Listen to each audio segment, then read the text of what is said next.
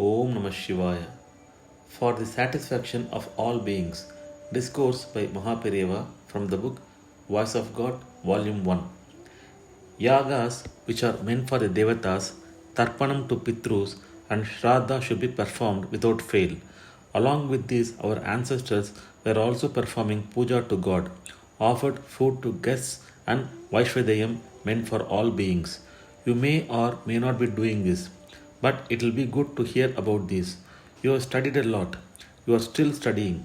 You have learned the history of so many other countries. I have been talking about this so that you may at least know about the dharmas which are being observed over the eons and their names. Vaishvedayam is one of these. I shall tell you about this. Are we not causing troubles in so many ways to so many creatures with our bodies? We are proudly thinking that we are keeping our house clean. But if one thinks about this, it will be realized that every house is a meat shop.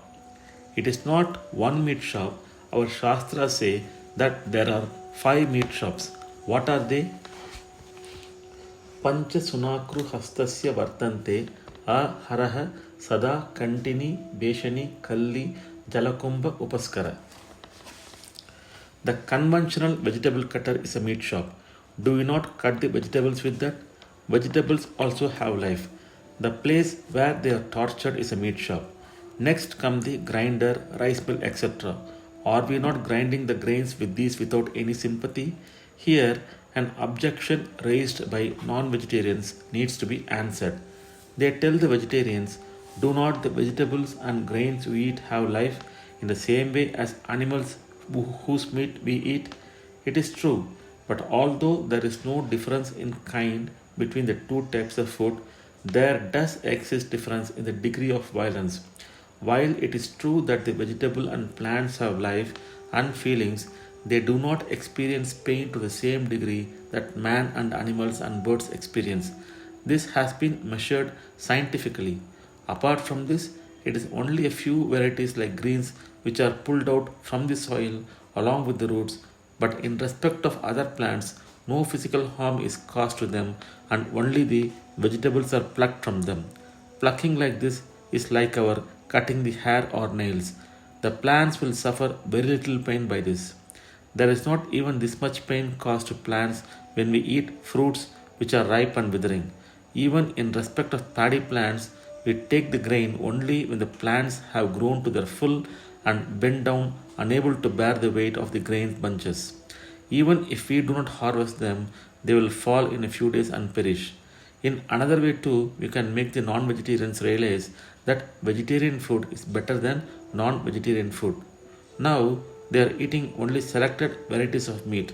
They say that while cattle meat can be eaten, eating horse meat is considered by them inferior. During World War, when the question whether horse meat could be supplied to soldiers was considered, the non-vegetarians themselves opposed the move on the basis that it is mean.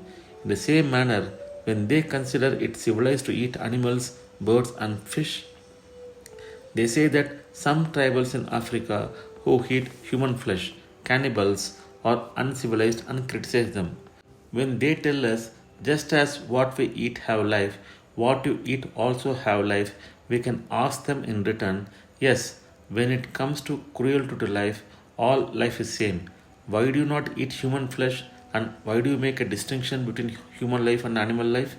In the same manner, we make a distinction between animal life and plant life. Avoiding non-vegetarian food and taking only vegetarian food helps improve an even temperament. We have to keep instruments for cutting vegetables and grinding grains as the minimum unavoidable necessity for survival. The third meat shop is the fire in the kitchen.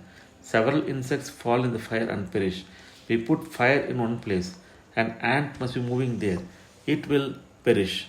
In the same way, we keep the pot in one place. If there is an ant or any insect in that place, it will get crushed and will die. Since there is moisture in the pots in which you keep water in summer, ants etc. crowd over it. We happen to kill them. For this reason, the pot in which water is kept is also classified as a meat shop. Lastly, Upaskaram is a meat shop.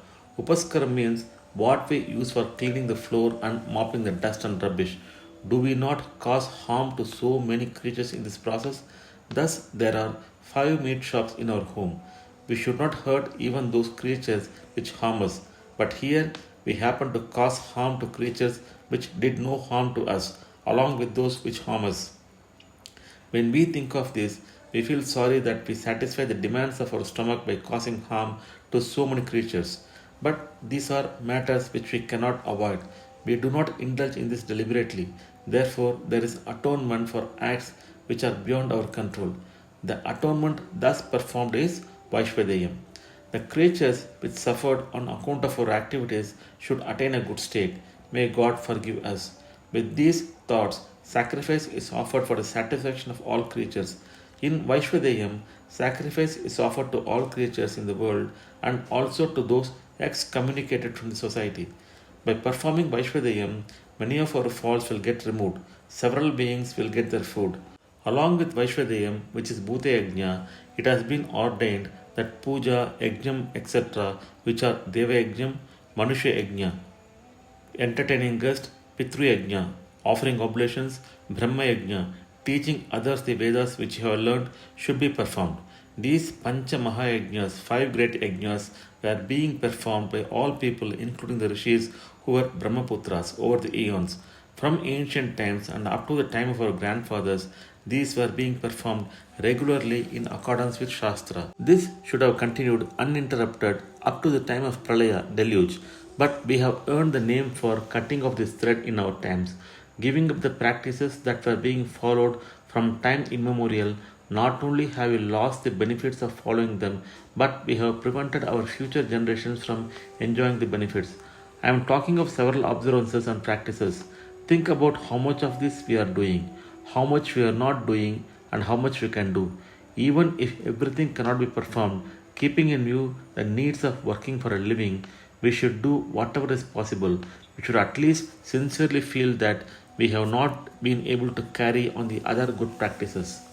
Om Namah Shivaya. In the next discourse, we shall see Periyava speak about a few small tips for purifying the mind. Om Namah Shivaya. Har Har Shankara Jai Jai Shankara. Kanchi Shankara Kamakoti Shankara.